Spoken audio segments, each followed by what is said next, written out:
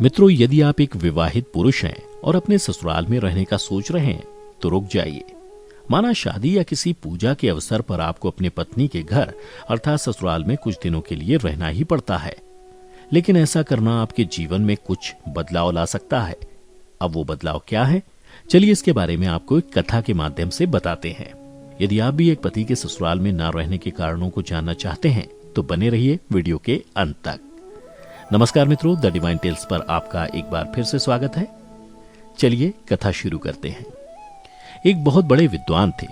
पूरे गांव में उनका बहुत नाम हुआ करता था, लेकिन उनके पिता कभी भी उनकी तारीफ नहीं किया करते थे। बस ये कह के टाल देते कि अभी तो ये बच्चा है, कुछ नहीं जानता।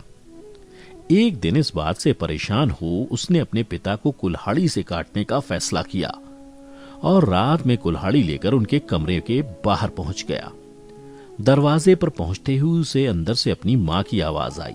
वो उसके पिता से इसी विषय पर बात करते हुए पूछ रही थी कि हमारा पुत्र इतना बड़ा विद्वान बन गया है, पूरे गांव में लोग उसकी कुशलता की चर्चाएं करते नहीं थकते, फिर वो तो आपका पुत्र है, आप क्यों उसकी प्रशंसा नहीं करते?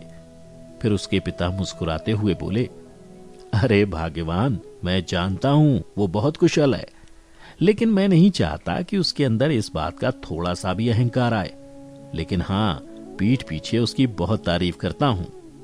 ये सुनकर वो ज्ञानी पुरुष भाव विभोर हो गया और अपने पिता के चरणों में गिरकर क्षमा मांगते हुए बोला, पिताजी, कृपा करके आप मुझे माफ कर दीजिए। मैं भटक गया था। अपने पिता को मारने जैसा घोर पाप का ख्याल मेरे मन में आया। आप मुझे इस कृत्य के लिए सजा दीजिए। पहले तो पिता ने मना किया, किंतु बेटे के बार बार कहने के बाद पिता ने बेटे से बोला, बेटा चलो ये बताओ, तुम्हारा सबसे ज्यादा सम्मान कहाँ होता है? बेटे ने उत्तर दिया, पिताजी, ससुराल में। तब पिताजी बोले, ठीक है, तुम अब से 6 महीने तक अपने ससुराल में ही रहोगे, यही तुम्हारी सजा है।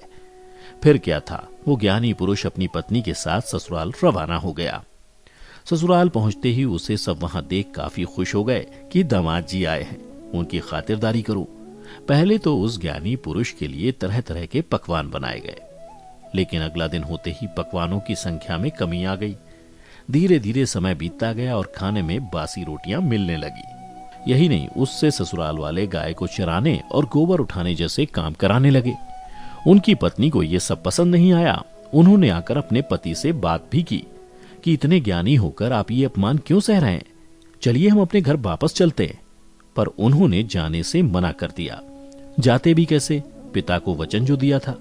एक दिन की बात है, वो विद्वान व्यक्ति शांत बैठे एक श्लोक लिख रहे थे।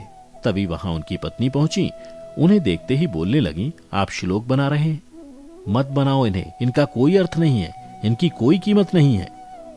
तभी वो बोले, ऐसा नहीं है, मेरे एक एक श्लोक की बहुत कीमत है, चाहे तो इसे आजमा लो। पति की ऐसी बात सुनकर पत्नी उस श्लोक को लेकर बाजार में बेचने निकल गई। सब वहां खाने पीने की वस्तुएं, वस्त्र इत्यादि बेच रहे थे, तो वो खोज पत्र में श्लोक बेच रही थी।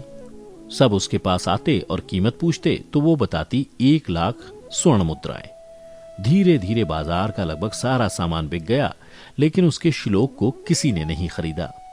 तभी वहां राजा आया। राजा का ये नियम था कि जो भी सामान बाजार में नहीं बिका होगा वो उसे खरीद लेगा। राजा ने विद्वान पुरुष की पत्नी को बैठे हुए देखा तो पूछने लगा, ये तुम क्या बेच रही हो? तो उसने जवाब दिया, ये श्लोक हैं जो मेरे पति ने लिखा है। राजा के कीमत पूछने पर पत्नी ने उसे 1 लाख स्वर्ण मुद्राएं बताया। क्योंकि राजा वचनबद्ध था तो उसे वो श्लोक की मुंह मांगी कीमत चुकानी ही पड़ी और विद्वान पुरुष की पत्नी इतनी सारी स्वर्ण मुद्राएं लेकर घर पहुंच गई। घर पहुंचते ही जैसे उसके सामने घर वालों ने वो मुद्राएं देखी, सब फिर से पहले की तरह उस विद्वान पुरुष की सेवा सत्कार में लग गए और 6 महीने पूरे होते ही वो विद्वान पुरुष और स्त्री अपने घर वापस लौट गए। तो मित्रों, इससे ये साफ होता है कि ये दुनिया धन की सगी है। यहाँ कोई किसी का सम्मान नहीं करता। सम्मान करता है तो उसके पद का, उसकी संपत्ति और उससे होने वाले लाभ का। बहुत कम लोग होते हैं जो अपनी वास्तविकता के साथ आपको अपनाते हैं।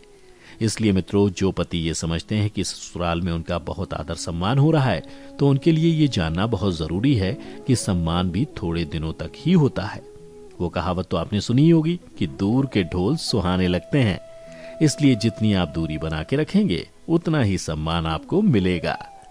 मित्रों, उम्मीद करते हैं आपको हमारी आज की वीडियो पसंद आई होगी। यदि हाँ तो नीचे कमेंट करके जरूर बताएं और ऐसे ही धार्मिक और आध्यात्मिक जानकारी के लिए हमारे YouTube channel the divine tales को लाइक करें और फेसबुक पर देखने वाले लाइक करें हमारा फेसबुक पेज।